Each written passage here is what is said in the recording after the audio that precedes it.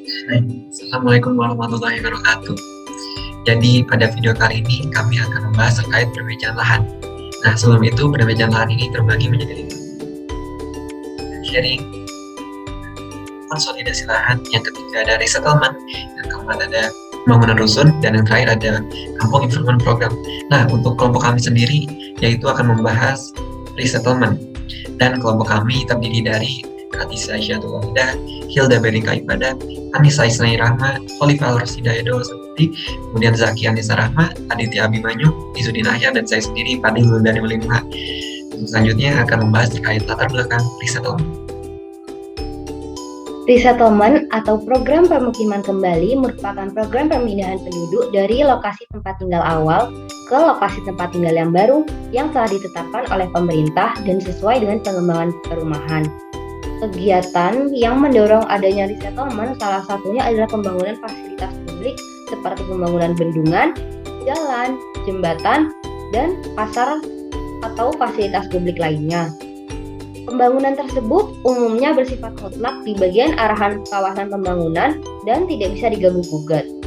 Program pemukiman kembali atau resettlement untuk penduduk yang pindah pada awalnya fokus pada ganti rugi tanah dan pembangunan pemukiman kembali. Namun, pemindahan penduduk tidak selalu berlangsung mulus. Banyak masalah yang muncul, seperti pada proses pembebasan lahan, saat relokasi, dan pemukiman kembali. Tujuan resettlement untuk peningkatan kesejahteraan karena permasalahan-permasalahan ini jadi tidak terjadi, malahan muncul masalah baru. Hal ini yang menjadi latar belakang pembahasan kami, yaitu untuk meluruskan pola pikir masyarakat terkait program resettlement sehingga dapat menjadi masukan terhadap pembangunan ke depannya. Karena pada prinsipnya program resettlement sendiri memiliki tujuan untuk meningkatkan kesejahteraan penduduk. Selanjutnya yaitu rumusan masalah dan tujuan. Dari latar belakang tadi, maka dirumuskan masalah dan tujuan pembahasan sebagai berikut. Yang pertama yaitu identifikasi kronologi permasalahan resettlement. Yang kedua yaitu tahapan konsolidasi resettlement. Lalu masalah yang terselesaikan dengan resettlement dan respon dari masyarakat terkait adanya resettlement. Selanjutnya yaitu ruang lingkup pembahasan. Yang pertama yaitu ruang lingkup wilayah. Ruang lingkup dari pembahasan ini yaitu mengambil pada jurnal acuan yang membahas mengenai keberhasilan program resettlement di Karawang, Jawa Barat. Dengan adanya acuan jurnal ini, membatasi kawasan wilayah studi kasus yang menjadi sebagai contoh pelaksanaan terkait pembahasan resettlement. Lalu, ruang lingkup waktu. Jangka waktu pelaksanaan penyusunan makalah ini selama 21 hari atau 3 minggu yang dihitung dari penetapan tugas pada tanggal 20 April 2022 hingga pengumpulan pada tanggal 11 Mei 2022. Berikutnya ada peta mengenai ruang lingkup resettlement di kawasan Karawang, Jawa Barat. Baik, jadi di sini saya akan menjelaskan terkait beberapa tinjauan teori yang ada dalam pembahasan makalah kelompok kami. Yang pertama ada resettlement. Jadi resettlement sendiri merupakan pemindahan penduduk ke suatu kawasan baru yang telah disediakan sebelumnya, di mana terdapat penduduk yang dipindahkan ke tempat baru dengan beberapa alasan. Umumnya pemindahan ini dilakukan untuk merelokasi penduduk ke tempat yang lebih baru dan menempatkan penduduk atau masyarakat tersebut di tempat yang lebih layak.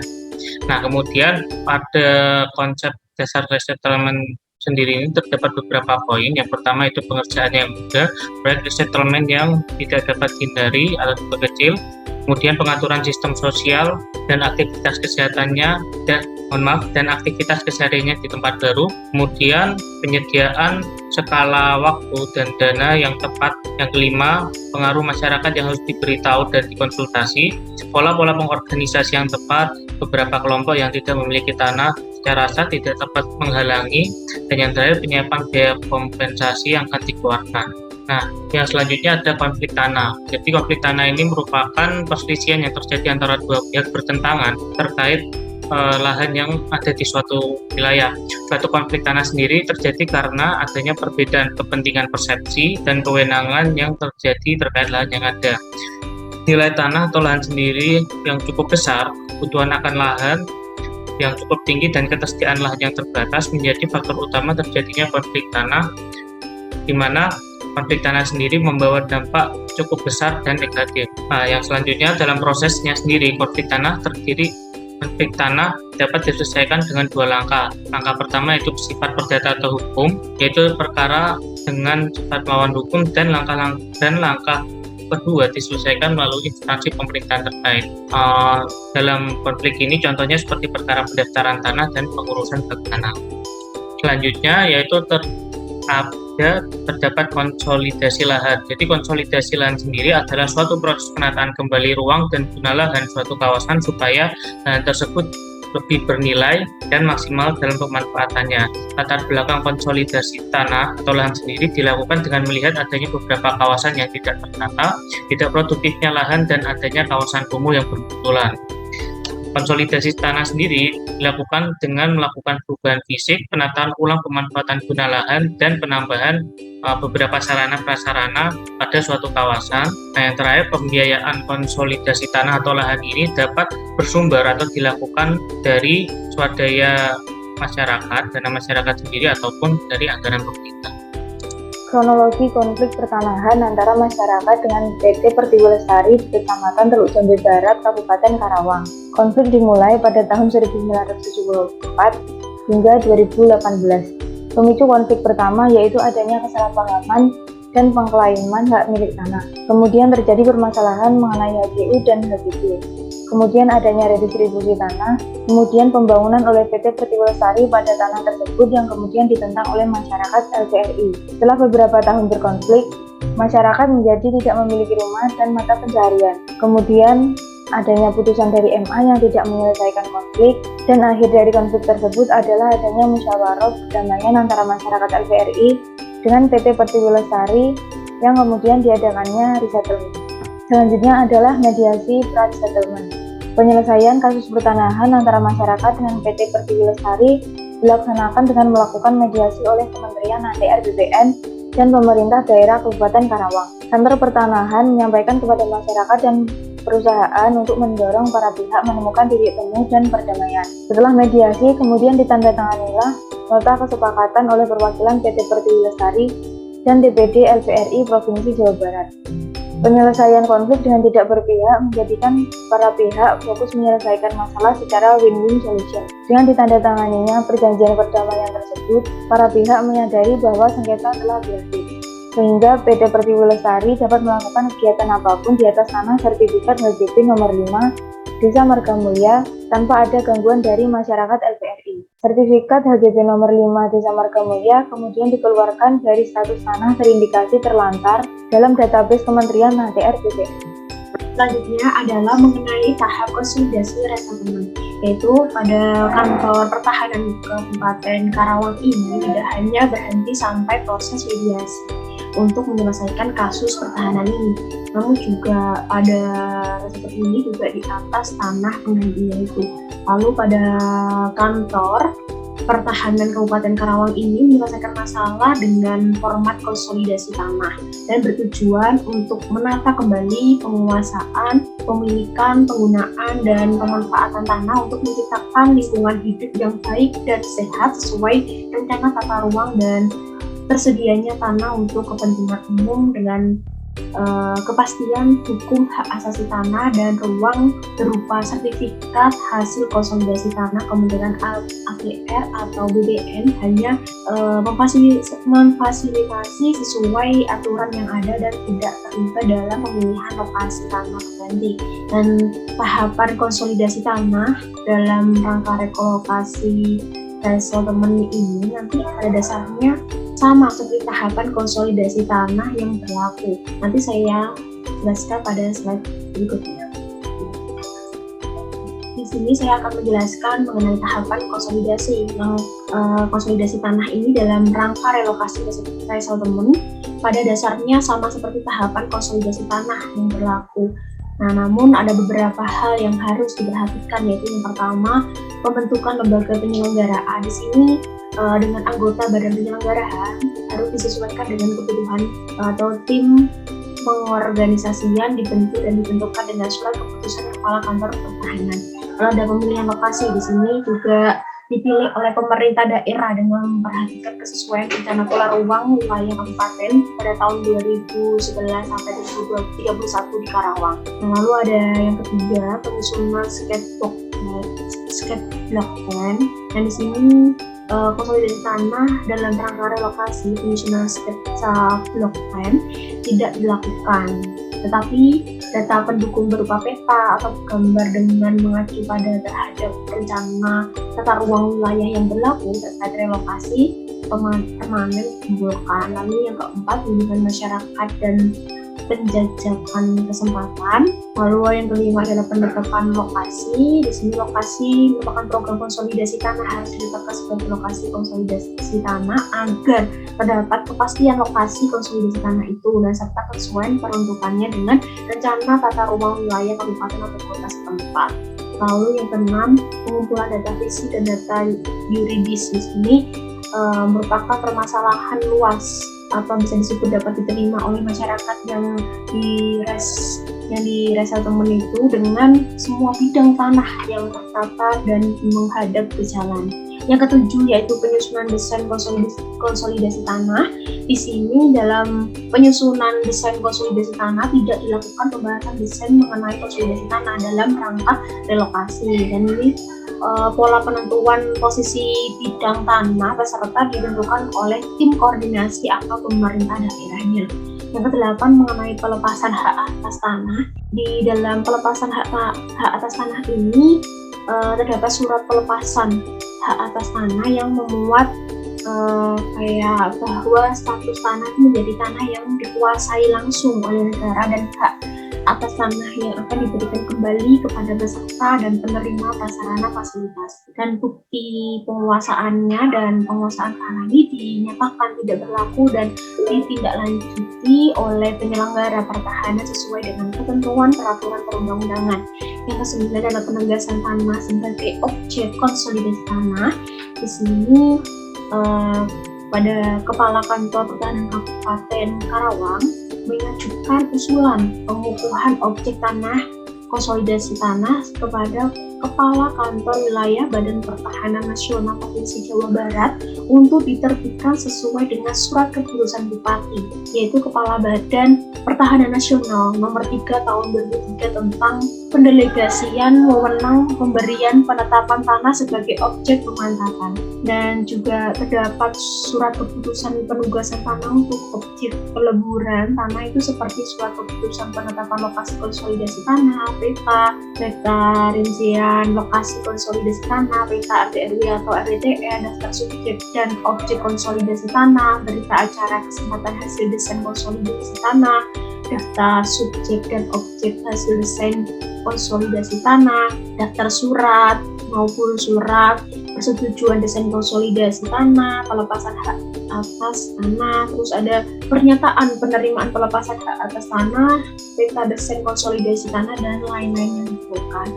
Yang ke-10 ini yaitu pemindahan desain konsolidasi tanah ke lapangan. Di sini kegiatan pemindahan desain konsolidasi tanah ke lapangan menghasilkan berita penyerahan desain konsolidasi tanah ke lapangan yang ditandatangani oleh tim pelaksana dan peserta, serta ada gambar ukur bidang tanah hasil pengalihan desain konsolidasi tanah ke lapangan ditandatangani oleh peserta dan diakui oleh kepala desa untuk memenuhi prinsip kesepakatan batas. Kemudian gambar ukur tersebut akan dijadikan dasar pembuatan peta tanah dan pembuatan peta pendaftaran tanah untuk menjadi lampiran surat keputusan pemberian hak atas tanah.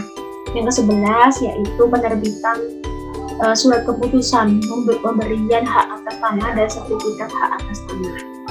Nah, untuk penerbitan surat keputusan dan pemberian hak atas tanah oleh Kepala Kantor Pertahanan Kabupaten Karawang setelah diproses surat penugasan tanah objek konsolidasi tanah dan lampirannya itu seperti surat keputusan penetapan lokasi konsolidasi tanah, peta rincian lokasi konsolidasi tanah, peta RT/RW atau RWTR, daftar subjek objek konsolidasi tanah, berita acara kesepakatan hasil desain konsolidasi tanah, daftar subjek dan objek hasil desain konsolidasi tanah, daftar surat pernyataan persetujuan desain konsolidasi tanah dan pelepasan hak atas tanah, pernyataan penerimaan pelepasan hak atas tanah, peta desain konsolidasi tanah, peta pendaftaran tanah, dan lain yang harus diperlukan. Dan berdasarkan surat keputusan tadi yang akan diberikan, itu nanti dilakukan pendaftaran hak atas tanahnya itu di kantor pertahanan Kabupaten Karawang dengan melakukan pencatatan dalam buku tanah dan diberikan tanda bukti hak berupa tanda bukti hak atas tanah menurut ketentuan yang berlaku atas nama masing-masing peserta, termasuk prasarana atas nama pemerintah daerah, konsolidasi tanah yang dilaksanakan untuk menghindari adanya perkembangan pembangunan wilayah yang tidak beraturan yang dapat menimbulkan daerah-daerah kumuh di tanah menggantikan milik masyarakat atau LERI dan tidak seperti konsolidasi pada umumnya yang lama pada tahapan awal pelaksanaan kegiatan konsolidasi tanah terutamanya dalam persetujuan persumbangan tanah untuk pembangunan. Untuk resettlement ini tepat digunakan sebagai instrumen untuk penyelesaian konflik dengan pemindahan tempat tinggal penduduk dari kawasan yang dapat merugikan kehidupan masyarakat yang di resettlement ke lokasi yang berpotensial dan dekat pada jaringan ekonomi yang memungkinkan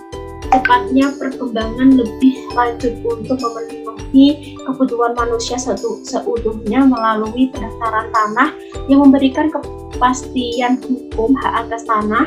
Peraturan Daerah Kabupaten Karawang pada nomor 2 tahun 2013 tentang rencana tata ruang wilayah Kabupaten Karawang tahun 2011 sampai 2013 dan memperlihatkan bahwa lokasi tanah pengganti berada pada area pertanian tanaman pangan. Selanjutnya, ini merupakan bagian akhir tahapan konsolidasi tanah untuk resettlement. Di sini diawali dengan pembentukan lembaga penyelenggaraan, lalu dilanjut dengan pemilihan lokasi, pengajuan usulan kegiatan KT, penyusunan sketch block plan bimbingan masyarakat dan penjajakan kesempatan, dilanjutkan dengan penetapan lokasi, pengumpulan data FIS dan MUR, lalu ada penyusunan desain KT, terus ada pelepasan HAT, terus ada penegasan tanah sebagai objek konsolidasi tanah, dan dilanjutkan dengan perpindahan desain ke lapangan, dilanjutkan penerbitan SK, pemberitahuan HT, lalu mendapatkan sertifikat hak atas tanahnya itu. Baik, yang selanjutnya adalah penyelesaian konflik.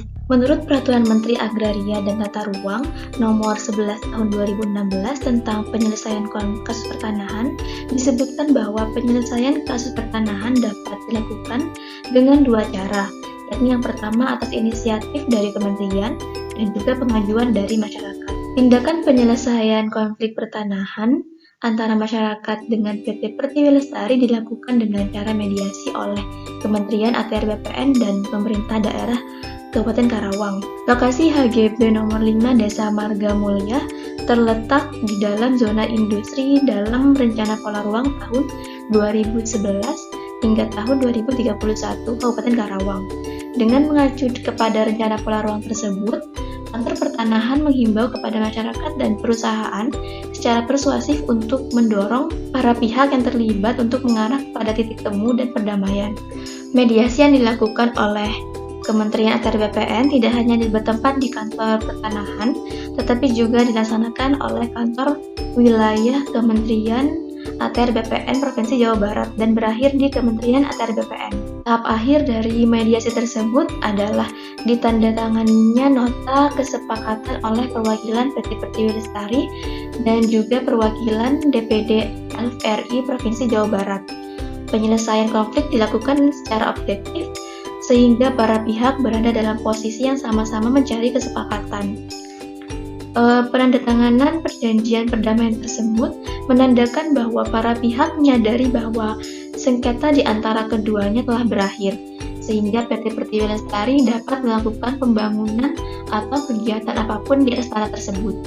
Penyelesaian konflik tidak hanya berhenti sampai proses mediasi, tetapi juga Kantor Pertanahan melakukan dengan solusi resettlement di atas tanah pengganti dengan format konsolidasi tanah. Konsolidasi tanah dilakukan untuk mengapresiasi masyarakat LPRI yang akan diberikan tempat bermukim baru di lokasi tanah pengganti. Solusi ini dilakukan dengan tujuan untuk menata kembali penguasaan, pemilikan, penggunaan, dan pemanfaatan tanah untuk menciptakan lingkungan hidup yang baik dan sehat sesuai rencana tata ruang dan tersedianya tanah untuk kepentingan umum disertai kepastian hukum hak atas tanah dan ruang berupa sertifikat hasil konsolidasi tanah. Berdasarkan petunjuk teknis konsolidasi tanah tahun 2018, tahapan konsolidasi tanah dalam rangka relokasi resettlement pada dasarnya sama seperti tahapan yang berlaku, namun ada beberapa hal yang perlu diperhatikan. Yang pertama adalah pembentukan lembaga penyelenggara, yang kedua pemilihan lokasi, yang ketiga penyusunan sketch block plan, yang keempat bimbingan masyarakat dan penjajakan kesepakatan, yang kelima penetapan lokasi, yang keenam pengumpulan data fisik dan data yuridis, yang ketujuh penyusunan desain konsolidasi tanah, yang kedelapan pelepasan hak atas tanah, yang kesembilan penegasan tanah sebagai objek konsolidasi tanah, yang kesepuluh pemindahan desain konsolidasi tanah ke lapangan, dan yang terakhir penerbitan surat keputusan pemberian hak atas tanah dan sertifikat hak atas tanah. Jadi penyelesaian konflik dengan resettlement ini tidak akan memberatkan perusahaan untuk mencari objek tanah pengganti untuk masyarakat. Tanah pengganti ini disesuaikan dengan kemampuan dan tidak ada tekanan dari pihak manapun. Masyarakat dipersilahkan mencari tanah pengganti tersebut dengan memperhatikan tata ruang untuk kemudian dibayarkan oleh perusahaan dan dilepaskan oleh perusahaan tanah menjadi tanah negara untuk kemudian dikonsolidasi tanah untuk resettlement.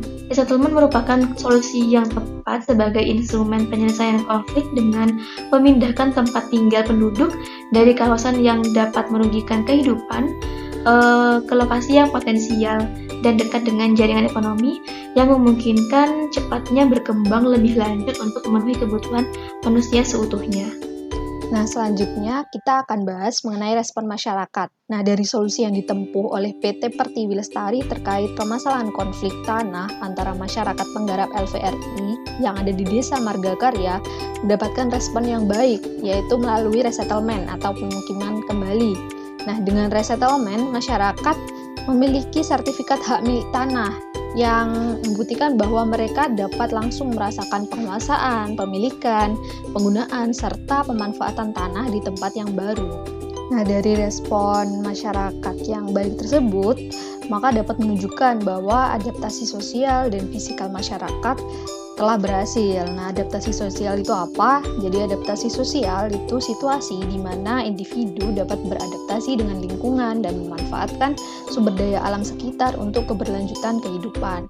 Nah, dampak dari resettlement tersebut juga mempengaruhi beberapa bidang. Oke, yang pertama di bidang ekonomi.